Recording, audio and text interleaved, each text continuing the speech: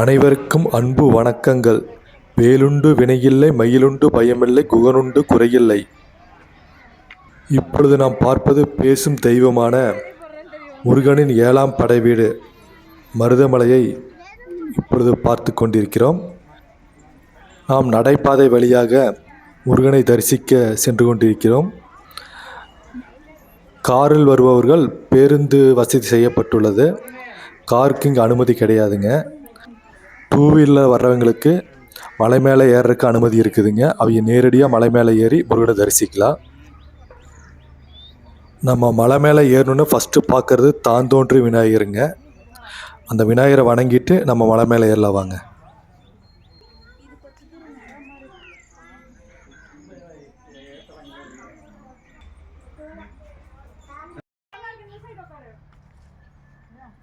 இந்த மருதமலை பார்த்தீங்கன்னா கோயம்புத்தூர்லேருந்து 15 கிலோமீட்டர் தூரத்தில் அமைஞ்சிருக்குதுங்க.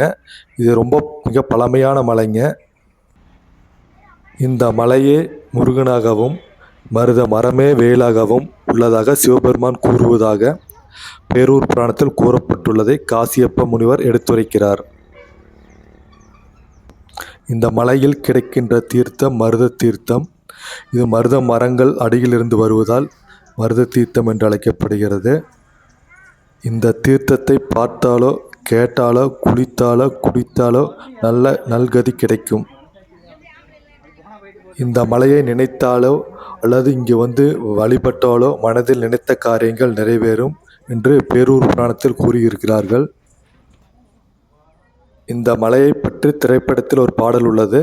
மருதமலைக்கு வந்து பாருங்க, ஈசன் மகனோடு மனம் விட்டு பேசி பாருங்க, தீராத நோய்கள் எல்லாம் தீர்ந்து போகும், தீராவிட்டால் என்னை வந்து கேட்டு பாருங்க என்ற பாடல் பேரூர் புராணத்தில் படித்தெழுதியது போல் உள்ளது.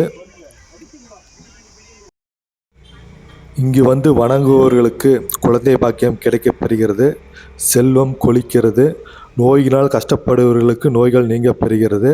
இங்கு மருத்துவராக மருதாச்சலமூர்த்தி இருக்கிறார் என்று கந்த புராணத்தில் கூறப்பட்டுள்ளது. நமது கந்த புராணத்தில் தேவர்கள் அடைக்கலம் அடைந்த மலை மருதமலை என்று கூறப்படுகிறது.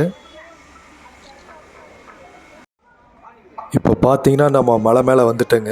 வாங்க மலை ஏறி முருகனை தரிசிக்கலாம்.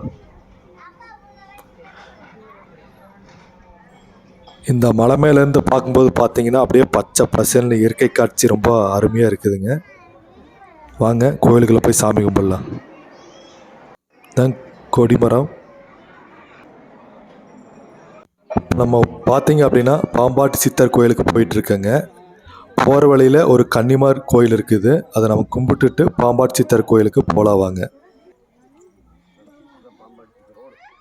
இப்போ நம்ம பார்க்க போகிற இந்த இடத்துல தாங்க பாம்பாட்டி சித்தர் கடுமையான தவம் இருந்து முருகப்பெருமானின் அருளாசி பெற்றாருங்க.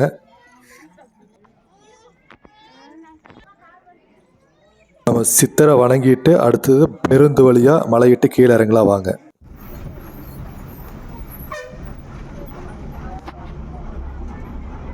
நம்ம இந்த மலையை ஏறும்போது நடைபாதை வழியாக மலை மேலே ஏறி வந்தோங்க. இப்போ நம்ம ரிட்டர்ன் ஆகும்போது பஸ்ஸில் கீழே இறங்கிட்டு இருக்கோம். இந்த மலை பார்த்தீங்கன்னா பச்சை பசேல்னு நல்லா இங்கே பார்த்தாலும் பசுமையாக இருக்குதுங்க. 2 வீலருக்கு மட்டும் இங்கே அனுமதி இருக்குதுங்க. காரில் வரவங்களுக்கு அனுமதி கிடையாது. ரொம்ப வயசானவங்க குழந்தைங்க எல்லாம் பார்த்தீங்கன்னா பேருந்துலேருந்து மேலே ஏறிக்கலாம். 2வது இறங்கும்போது பேருந்துலேயே கீழே இறங்கிக்கலாங்க. நிறைய பஸ் ஏற்பாடு பண்ணி ஒரு 3-4 பஸ் ஏற்பாடு பண்ணியிருக்காங்க. நம்ம பஸ்ஸில் அப்படியே பார்த்துட்டு போகலாம் வாங்க.